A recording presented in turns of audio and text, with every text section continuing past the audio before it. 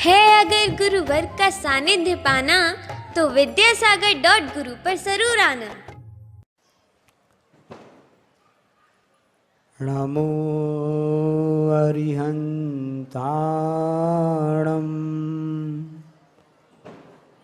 नमो सिद्धाणं नमो आयर्याणं नमो उवज्झायाणं नमो लोए सभ्यसाहूणम् ऐसो पंचिणमो यारो सभ्य पावपणासनो मंगलाणं च सभ्येसिं परमं होई मंगलम्। अनंत अनंत सिद्ध परमेष्टि भगवंतों की, चिंतामणि पार्श्वनाथ भगवान की, गुरुनाम गुरु आचार्य ज्ञान सागर जी महाराज की, मूकमाटी रचयिता आचार्य परमेष्टि गुरुदेव की, पूज्य निरापक मुनि श्री समय सागर जी, योग सागर जी, नियम सागर जी, सुधा सागर जी, समता सागर जी व प्रशांत सागर जी महाराज की, अष्टानिका महापर्व की, गर्भ कल्याणक महामहोत्सव की, जय लो परम पूज्य निरापक श्रमण प्रसाद सागर जी महाराज जी की, समस्त आचार्य संघ की। विश्वास कहता है कि मैं रात के अंधेरे में भी आगे बढ़ता जाऊंगा। विश्वास कहता है कि मैं रात के अंधेरे में भी आगे बढ़ता जाऊंगा। तो बुद्धि कहती है कि मैं दिन के उजाले में भी भटक जाऊंगी, दिन के उजाले में भटक जाऊंगी। और से तर्क कहता है कि मैं भगवान को पाषाण बना दूंगा। तर्क क्या कहता है कि मैं भगवान को पाषाण बना दूंगा। और श्रद्धा आस्था कहती है कि मैं पाषाण को भी भगवान बना दूंगा। श्रद्धा आस्था का यह प्रसंग, पाषाण से परमात्मा बनने का, यह डोणगांव में जो अनुष्ठान प्रारंभ हुआ, प्रथम दिन सुबह आप सभी ने, हम सभी ने मंगल ध्वजारोहण के द्वारा इस कार्य की शुरुआत की है। गर्भ संस्कार क्या कहलाता है, इसको हम थोड़ा देखते हैं। एकदम से गर्भ में जो भी जीव आता है अपने पूरे जन्म को लेकर के आता है। उस पूर्व जन्म में जैसे उसने कर्म किए थे उसके फलस्वरूप उसको वैसी गति प्राप्त होती है। मनुष्य गति, तीर्थ गति, नरक गति या देव गति है। आगम में उल्लेख है कि मनुष्य गति में जन्म लेना बहुत ही दुर्लभ है। और उसके बाद भी उत्तम कुल में, उत्तम क्षेत्र में, उत्तम स्थान में जन्म लेना तो और भी दुर्लभता से प्राप्त होता है। आज वह माता मरुदेवी अपने उस प्रसंग पर हैं जिनमें उन्होंने ऐसे परिणाम किए होंगे, ऐसे अच्छे उन्होंने भाव किए होंगे कि उनकी गर्भ में ऐसा 3 लोग को क्षोभित करने वाला ऐसा महान पुण्यशाली जीव उस गर्भ में आएगा। हम सब देखेंगे उस प्रसंग को। और से देखो, आने के पहले ही वहाँ पर नाभि राय के उस आंगन में पुष्पों की नहीं, रत्नों की वर्षा होने लगती है। इतने 14 करोड़ प्रतिदिन वर्षा होने लगती है। गर्भ में आने के 6 महीने पहले और बाद में 9 महीने, ऐसे 15 माह तक ऐसी लगातार वर्षा होती रहती है। कितना पुण्य इकट्ठा करके वह पुण्यशाली जीव यहाँ पर आया होगा, तभी यहाँ पर ऐसा होता है। और आज आपको ये देखने में भी आएगा कि उसमें स्वप्न भी आते हैं। माँ को स्वप्न आते हैं, प्रत्येक 16 स्वप्न आते हैं। उन स्वप्नों का फल कल आपको सबको बताया जाएगा। तो माता स्वप्न क्यों देखती है? क्योंकि उस गर्भ में ऐसा पुण्यशाली जीव आने वाला है। हम सबको अनेक स्वप्न आते रहते हैं, लेकिन उन सपनों का फल अपने हिसाब से ऐसा मिलता नहीं है। आचार्य महाराज जी ने पंक्ति लिखी है, दिन का हो या रात का, सपना सपना होए, सपना अपना सा लगे, किंतु ना अपना होए। तो वर्तमान में हम सभी के लिए इन सब प्राणियों के लिए सपना आता है, उसको सत्य मान लेते हैं, लेकिन सपना सत्य नहीं होता है। हमारा जो कर्म पुरुषार्थ होता है वही सत्य कहलाता है। उस जीव ने पूर्व भाव में ऐसे पुरुषार्थ किए, अपनी आत्मा के ऐसे शुभ परिणाम किए और अपने आप को उन्नत बनाने का प्रयास जारी किया। तभी तो देखो इस समय, जबकि चौथा काल अभी प्रारंभ भी नहीं हुआ था, तीसरा काल चल रहा था, अंतिम समय से चल रहा था, उस समय मरु देवी के गर्भ में ऐसे 3 लोग को छुप करने वाले आदिनाथ भगवान का वह जीव गर्भ में आता है। ये तो होंडा से जो काल चल रहा उसके कारण से होगा। जितने भी तीर्थंकर जन्म लेते चौथे काल में जन्म लेते हैं और चौथे काल में ही मोक्ष को प्राप्त करते हैं। सिद्धों की आराधना का प्रसंग भी चल रहा है, अष्टांगी का पर्व चल रहे हैं, और वही प्रक्रिया आपको यहाँ 5-6 दिन में देखने को मिलेगी कि किस तरह से पाषाण से परमात्मा बनने की वह यात्रा पूर्ण होती है। यह प्रसंग एक है जिसको बोलते हैं रामलीला, या इस ढंग के हिसाब से नहीं समझना, प्रदर्शन नहीं समझना, इसको अभी नहीं समझना, ये वास्तव में प्रक्रिया ही चलती रहती है। क्योंकि पहले हमने आपको कह चुके ना कि आस्था श्रद्धा तर्क, आस्था श्रद्धा जो होती है वह पाषाण को भगवान बना देती है। यहाँ तर्क मत करना कि ऐसा कैसे होता है। इसमें पूरी आचार्य महाराज जी अपने मंत्रों के द्वारा, सूर्य मंत्र द्वारा, सभी मुनिराज भी उसमें प्राण प्रतिष्ठा करते हैं, तब कहीं जाकर के वह मूर्ति उस परमात्मा पद को प्राप्त करती है और सब उसको नमस्कार करते हैं। ऐसे पुण्यशाली वह होती है। तो सपना जो होता है वह अधूरा रहता है, लेकिन माता का सपना तो पूरा होके रहता है। ऐसी महान पुण्यशाली मरु देवी माँ को जब 16 स्वप्न आते हैं, उसमें एक स्वप्न आता है निधूम अग्नि का। तो प्रश्न पूछा गया कि इसका फल क्या होगा, तो उसमें बताया जाएगा आपको कल कि वह जो जीव आपके गर्भ में आएगा माता, वह अपने सभी कर्मों को नष्ट करके मोक्ष को प्राप्त करेगा। उसका पूजन में पढ़ते ना कि त्यजग उद्यम नाश कीने मोह तिमिर महाबली, तू कर्म घाती ज्ञान दीप प्रकाश ज्योति प्रभावली। इस त्यजग में वही पुरुषार्थ सबसे बड़ा होता है जो मोह तिमिर को नष्ट करने वाला होता है। संसार में सबसे बड़ा बलवान शत्रु है तो मोह है, मोहिनी कर्म है। हे भगवान, आपने इस तीनों जग में जो ऐसा उद्यम किया, आपने ऐसा पुरुषार्थ किया कि उस पुरुषार्थ के बल के आश्रय से आपने उसे मोह को भी पछाड़ दिया, मोहिनी कर्म को नष्ट कर दिया। इसलिए सपना उनका पूरा सार्थक सभी होता है, लेकिन हमारा सपना पूरा नहीं हो पाता है। डोंडगांव वालों का बड़ा पुण्य था, कितने सालों से आप लोग रास्ता देख रहे थे, कब से आपने सपने संजोए थे। और इसके पहले मुनि श्री अक्षय सागर महाराज जी और पूजनीय मुनि श्री योग सागर महाराज जी ने आकर उसकी भूमिका बना दी थी, और आज हम सबको सबका सपना साकार होते दिख रहा है कि गुरु महाराज जी यहाँ पर विराजमान हो गए हैं इस अनुष्ठान में। जिन्हें सपना देखना अच्छा लगता है, जिन्हें सपना देखना अच्छा लगता है, उन्हें रातें छोटी महसूस होती हैं। जिन्हें सपना देखना अच्छा लगता है उन्हें रातें छोटी महसूस होती हैं, और जिन्हें सपना पूरा करना होता है उन्हें दिन छोटा लगता है। इसलिए सपने देखने पर से काम नहीं चलेगा, सपनों को पूरा करना ही सही सच्चा पुरुषार्थ है। वह पुरुषार्थ है उस महान पुण्यशाली जीव ने किया कि सपना तो माँ को आया, लेकिन सपना के साथ साथ में उन सपना को कैसे पूरा किया जाता है, ऐसा पुराण लेकर के आए हैं। घर में कल्याण की बात चल रही है और सपने की बात चल रही है, तो उस एक माता को भी सपना आया। कैसा सपना आया कि मैं जिनेंद्र भगवान के दर्शन करूं, जिन मंदिर के दर्शन करूं, ऐसे भव्य जिनालयों को गगनचुंबी, जैसा आप लोगों ने यहाँ मंदिर निर्माण किया ना पाषाण का, पूरा शिखर बना दिया है गगनचुंबी, ऐसे भव्य जिन मंदिर के मैं दर्शन करूं, ऐसा पुण्य मेरा कैसा आएगा। उसको सपना आया, इसके मन में दोहला उत्पन्न हो गया। वो कोई साधारण महिला नहीं थी, एक भारतीय संस्कृति में और ऐसे जैन संस्कृति उसका नाम आदर्श रूप में लिया जाता है।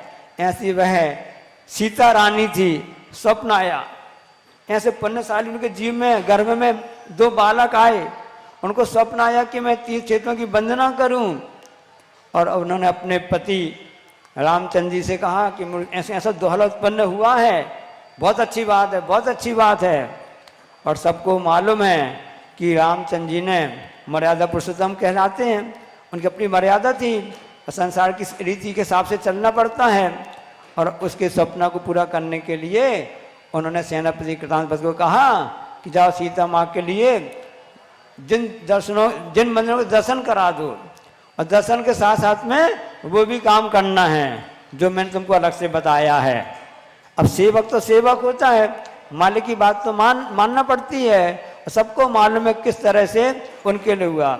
अब देखो गर्भ में ऐसे शिशु भी आए हैं तद्गव मोक्षगामी हैं, जिनको लव कुश कहते हैं, जानते हैं ना लव कुश जिनका नाम पड़ा, उस समय उसी भाव में मोक्ष भी गए हैं। तब कई माँ को ऐसा स्वप्न आया था कि जिन मंदिर के दर्शन करूं। विचार करना, यहाँ सभी लोग बैठे हुए हैं कि हम सबके मन में ऐसा स्वप्न कभी आया था, सभी माताओं के मन में हमने ऐसा प्रसाद किया था, हमने ऐसा पुण्य किया था क्या? नहीं किया था। तो आज गर्भ कल्याणक के दिन हम ऐसा विचार करें कि हे भगवान हमारा कल्याण हो, जिस प्रकार से आपने 8वां कर्म को नष्ट करके मोक्ष को प्राप्त किया है, ऐसा हम भी पुरुषार्थ करें। ऐसा तब कहीं जाकर के वह सपना फलीभूत होता है, सपने आते हैं। इसलिए सपनों को आप आसान समझना।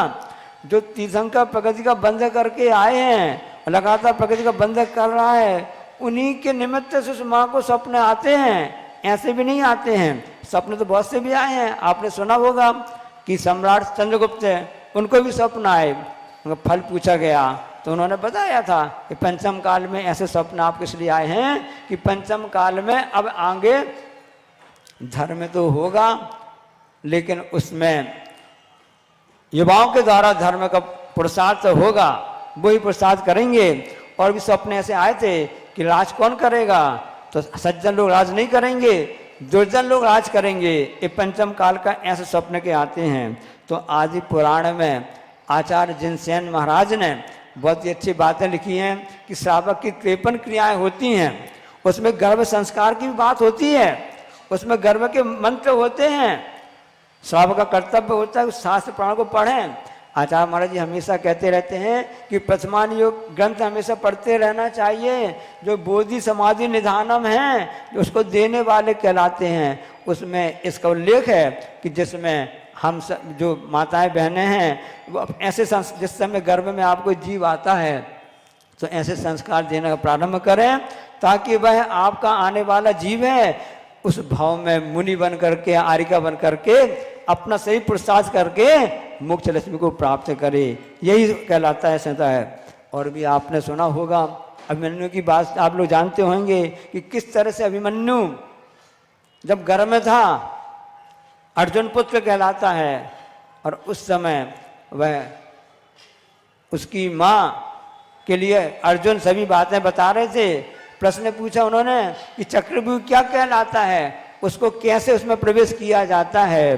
तो अर्जुन अपनी पत्नी उत्तरा सुभद्रा के लिए बताते हैं कि इस ढंग से प्रवेश किया जाता है, ये चक्रव्यूह होता है। जो युद्ध के क्षेत्र में ऐसी रचना की जाती है कि किस तरह से शत्रु पर विजय प्राप्त करें और शत्रुओं को सफाया कर दें। तो उस चक्रव्यूह की कठिन रचना होती है, और उसका ज्ञान द्रोणाचार्य ने अर्जुन के लिए दिया था, और अर्जुन उनके लिए अपनी धर्मपत्नी के लिए बताती हैं। और वह स्वप्न अपने हिसाब से सुनती रहती है, प्रमाद आ जाता है, निद्रा आ जाती है, उसकी नींद आ जाती है उसके लिए। तो वह प्रवेश करने की बात तो सुन लेती है, उसे निकलने की बात नहीं सुन पाती है। उस समय उस माँ के गर्भ में अभिमन्यु का जीव था। उस अभिमन्यु ने सब बातें सुन तो ली, लेकिन माँ के सुनने के साथ ही साथ उसकी भी निद्रा लग जाती है, क्योंकि जैसा अन्न खाता है वैसे ही माँ के पेट में उस बच्चे के लिए संस्कार प्राप्त होते रहते हैं। ये अटल सिद्धांत है, इससे बड़ा उदाहरण मिल ही नहीं सकता है इसके लिए। इसलिए बात समझना चाहिए कि जिस समय गर्भ में जीव आता है तो हमको कैसे संस्कार देना है, ये आप लोग समझ लीजिए। और आपके यहाँ जब भी ऐसे कोई प्रसंग आता है तो ऐसे आदि पुराण में जो जिनसे आचार्य महाराज ने मंत्रों का उल्लेख किया है उनके द्वारा आप संस्कार नहीं रहे, क्योंकि आप चाहते तो हैं कि अच्छी संतान हो, संस्कारित हो, लेकिन वैसे हम क्रिया नहीं कर पाते हैं, वैसे कार्य नहीं कर पाते हैं, उसका परिणाम में देखने में आता है। फिर आप लोग कहते हैं जब संतान बड़ी हो जाती, गुरु चरणों में आप लाते हैं, महाराज जी से समझाओ, ये मेरी बात मानता ही नहीं है। तो उस समय आपने नहीं बात मानी थी। वर्तमान में जिस समय आपके गर्भ में वह शिशु आता है, आपका कर्तव्य हो जाता है अच्छे शास्त्रों का अध्ययन करें, स्वाध्याय करें, प्रसन्न रहें और साथ में अन्य वस्तुओं से दूर रहें, रोना गाने वाली बातें नहीं करें, हमेशा प्रसन्न रहें, संस्कार अच्छे पढ़ेंगे तो उस समय हो जाएगा। दान देने की प्रवृत्ति भी करना चाहिए। अभी जब हमने उसे पूछा कि संस्कार वगैरह में होता है, तो उन्होंने बताया था, पंडित जी ने बताया था ना, कि प्रत्येक के लिए जो गर्भवती माँ होती हैं कुछ ना कुछ दान देना चाहिए। कुछ भी जितनी आपकी क्षमता है अलग से दान निकालना चाहिए, क्योंकि ये दान के संस्कार भी आपकी भावी जो संतान आने वाली है उसमें भी संतान उसमें पढ़ते जाते हैं। त्यों जग की पीड़ा हरण भव दधि शोषण हार, गायक हो तुम विश्व के शिव सुख के करतार। तो ऐसी संतान को प्राप्त करने के लिए जिन्होंने त्यों जग की पीड़ा हरण करने वाले होते हैं, उसके लिए यही कहा जाता है कि आप ऐसे संस्कार को प्राप्त करो, ऐसे संस्कार दो, तभी आपके लिए ऐसा हो सकता है। तीर्थंकर प्रकृति का बंधन करने वाले सामान्य जीव नहीं होते हैं। जिन्होंने अपने मन में 16 कारण भावनाओं को भाया, उसमें दर्शन विशुद्धि पहले नंबर की है। वह दर्शन विशुद्धि कहती है कि आस्था श्रद्धा जो हमारा इस अहिंसा धर्म पर, जैन धर्म में आस्था श्रद्धान है, वह सच्चा है, उसमें कहीं कोई भी कमी नहीं है। ऐसी दर्शन विशुद्धि उस भावना से परिपूर्ण और विनय संपन्नता, ऐसी पूरी 16 कारण भावना आपने 16 कारण पूजन में आपने पढ़ी होगी ना, ऐसी भावना नित्य प्रति भाता रहता वह जीव, तब कहीं जाकर ऐसे तीन प्रकृति का बंध होता है और वह किसी तीर्थंकर के पाद मूल में ही होता है। ये बात तो अलग बात हो गई ना। उसके साथ साथ में ये भी आवश्यक हो जाता है कि इस मनुष्य गति में उसका भाव प्रारंभ तो यही इस मनुष्य गति में उसका होता रहता है, अन्य गति में जाने पर बंद होता रहता है। और 8वें गुणस्थान के 6वें भाग तक वह बंद होता रहता है। देखो यहाँ पर माता को स्वप्न आए और पूरे रत्नों की वृष्टि हो रही है, ऐसे तीर्थंकर का जीव गर्भ में आया है, तो तीर्थंकर प्रगति का उदय हो गया क्या? अभी उदय नहीं हुआ है, उसका उदय तो 13वें गुणस्थान में होगा, लेकिन उसके पहले ही बाजे बजने लगते हैं। महामहोत्सव है। कल्याणक किसे कहते हैं, प्रश्न पूछा जाता है ना, आप जानते ना। तो कल्याणक एक महामहोत्सव, ये तो देवलोही मनाते हैं, जो आपने अभी यहाँ पर पात्रों का चयन किया, स्वधम इंद्र, ईशान इंद्र, सानंद कुमार और 16 देववास के ना, यही उस महोत्सव को मनाने आते हैं यहाँ पर। कितना पुण्यशाली वह जीव है कि इस महोत्सव को मनाने के लिए सभी हिसाब से लोग आते करते हैं। इसलिए हमारा कर्तव्य हो जाता है कि हम ऐसे सपनों को देखने का प्रयास करें कि जिन सपनों को पूरा कर सकें। सपनों को पूरा करना ही सबसे बड़ा पुरुषार्थ कहलाता है, जो पुरुषार्थ उस आदिनाथ भगवान ने अपने सब कल्याणक में आपको बताया जाएगा किस तरह से षड कर्मों को महाराज भगवान ने उपदेश दिया, तो उसके करें। अविनाशी अविकार परम रस धाम हो, समाधान सर्वज्ञ सहज अभिराम हो, शुद्ध बुद्ध अविरुद्ध अनादि अनंत हो, जगत शिरोमणि सिद्ध सदा जयवंत हो। अष्टांगिका पर्व चल रही है, जिसमें आप आराधना करें सिद्धों की। सिद्ध परमेष्टि कैसे बने, किस अवस्था से बने? पाषाण से भगवान बने। जो प्रक्रिया आप लोग देख रहे हो, वह उस जीव ने ऐसा पुरुषार्थ किया। धर्म अर्थ काम मोक्ष 4 पुरुषार्थ होते हैं, तो प्रत्येक जीव के लिए पुरुषार्थ आवश्यक हो जाता है। और ऐसा आदिनाथ भगवान जो आज गर्भ में आने वाले हैं, उन्होंने अपना पुरुषार्थ ऐसा किया कि उनका वह पुरुषार्थ सफल भी हो करके मोक्ष को प्राप्त करा दिया है। इसलिए हमारा विश्वास तो मजबूत रहना चाहिए, वही आस्था श्रद्धा कहलाती है। कभी भी तर्क में नहीं फंसना चाहिए। वर्तमान समय में हम लोग तर्क करने लगते हैं, ऐसा क्यों होता, कैसे होता है, किस प्रकार से होता है।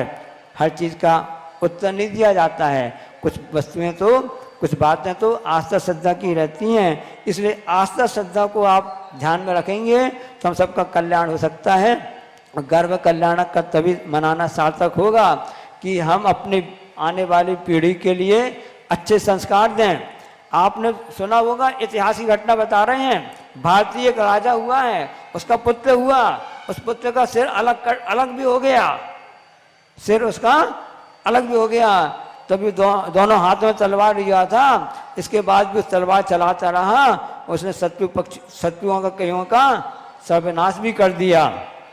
जो विपक्ष राजा था, शत्रु राजा था, उसने सोचा कि जो ये बालक है इतना साहसी है, इतना जो जिसको मन को वीर गति को प्राप्ति हो गया है ना, तो यदि ऐसी संतान ऐसे यदि हमारे सैनिक बन जाएंगे तो कितना अच्छा रहेगा। तो उसने उस समय उनके पिता को बुलाया कि ये संतान हम चाहते हैं, उनकी माँ को बुलाया, ये संतान चाहते हैं। उन्होंने ऐसे प्रश्न कहा तो फिर उस बालक के पिता ने कहा कि इस बालक की माँ कितनी शीलवती थी, इतनी शीलवती थी कि एक बार वह अपने पुत्र को दुग्धपान करा रही थी। मैंने उससे कुछ बात करनी की तो उसने क्या जवाब दिया, सावधान, मेरा बालक तो है ये पर पुरुष है, हमारे पर पुरुष है। ऐसी शीलवती नारियां इस भारत देश में हुई हैं जिनके प्रताप से इस ढंग से अच्छी संतान भी होती है। इसलिए आज का गर्भ कल्याणक यह महोत्सव जो है हमको यही शिक्षा देने आया है कि हम अपने शीलों का पालन करें, चाहे महिलाओं चाहे पुरुष हों, क्योंकि शीलों का पालन करने से ही इस प्रकार की संतान प्राप्त होती है और जो कि धर्म की पताका को आगे बढ़ाने ले जाने वाली होती है। हम सबका अब हम सभी चाहते हैं, गुरु महाराज जी से भी हम सभी इस बात के लिए पूरा स्पष्ट सुनना चाहेंगे।